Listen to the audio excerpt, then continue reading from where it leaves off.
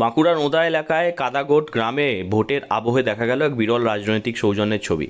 একসময় বিজেপির জেলা কমিটির সঙ্গে যুক্ত ছিলেন অশীতিপর চক্রধর পাত্র।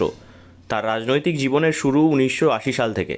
সেই সময় রাজ্য সভাপতি ছিলেন প্রয়াত তপন শিকদার এবং বাঁকুড়া জেলা সভাপতি ছিলেন গুণময় চট্টোপাধ্যায়।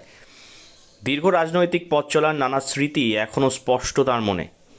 1992 সালে 6 ডিসেম্বর বাবরি মসজিদ ভাঙার সময় করসেবক হিসেবে অযোধ্যায় উপস্থিত ছিলেন চক্রধরবাবু।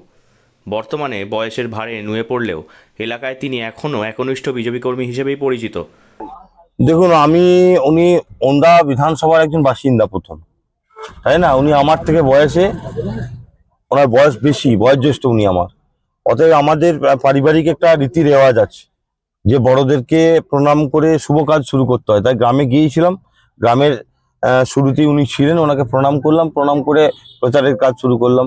তবে দলীয় পরিচয়ের ঊর্ধ্বে উঠে এদিন তিনি এক অন্য বার্তা দিলেন, যা রাজনৈতিক মহলেও আলোচনার বিষয় হয়ে উঠেছে। ভোটের প্রচারে এসে তৃণমূল প্রার্থী সুব্রত দত্ত এই বর্ষিয়ান নেতার সঙ্গে দেখা করেন এবং তার পা ছুঁয়ে প্রণাম করেন। জবাবে চক্রধর পাত্র তাকে আশীর্বাদ করেন।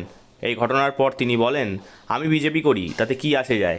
আমি একজন বয়স্ক মানুষ, কেউ প্রণাম করলে আশীর্বাদ করব, এটাই আমাদের সংস্কৃতি। এর সঙ্গে রাজনীতির কোনো সম্পর্ক নেই। আমি দীর্ঘদিন বিজেপি করেছি, বামফ্রন্ট আমল থেকে বিজেপি করেছি এবং তৃণমূলের প্রার্থী আছে, প্রণাম করলো, আমি আশীর্বাদ করলো, ঠিকই আছে। অন্যদিকে তৃণমূল প্রার্থী সুব্রত দত্ত জানান, বয়োজ্যেষ্ঠদের প্রণাম করে কাজ শুরু করা তার পারিবারিক রীতি।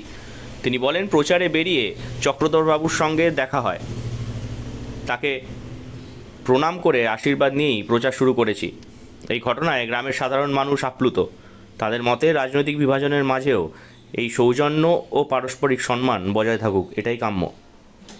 বাঁকুড়া থেকে নীলাঞ্জন ব্যানার্জির রিপোর্ট, লোকাল 18 বাংলা।